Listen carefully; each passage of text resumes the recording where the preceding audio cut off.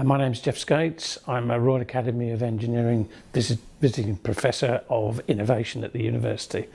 I'm also a Global Operations Manager for Honeywell Control Systems in Bracknell.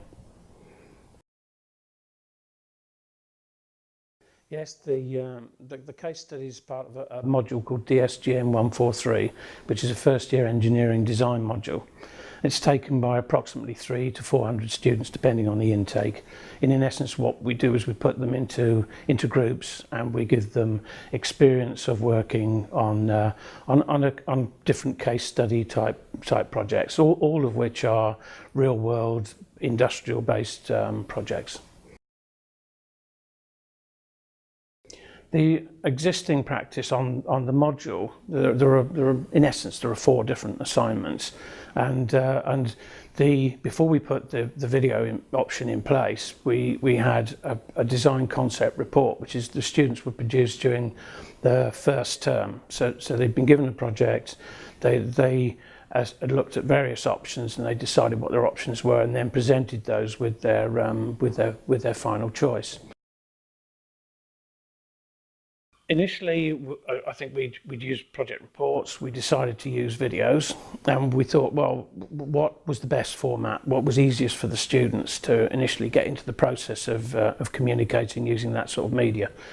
We decided initially to try using PowerPoint with audio because we thought that was relatively straightforward. There's good training materials available for them to do that. But we also gave a sample group an option of producing a full-blown video using different techniques around use of 3D models, VR walkthroughs, and that type of option. Now that we ran for 1 year, was extremely successful, very popular with the students, and that core sample group that we used, I think it gave us the confidence to say, well, no, we'll throw that open to all of the students for what's been this current cohort.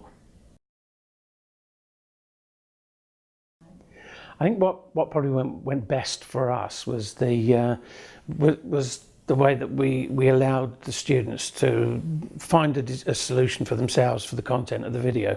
We set some criteria that had to be met, but how they achieved it, that was down to them, and we got some very positive feedback from the students over the fact that they had that option to find their own solution rather than us tell them specifically what they had to do.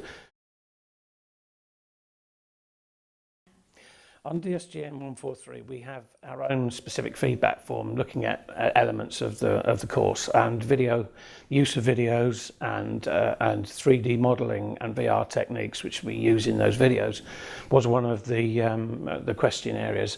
We had 86% of the students were positive about the experience of using those techniques, which was a great result for us. So it was a very positive feedback from the students, and you could see that the amount of effort that they'd put into their videos, they were certainly very motivated by the experience.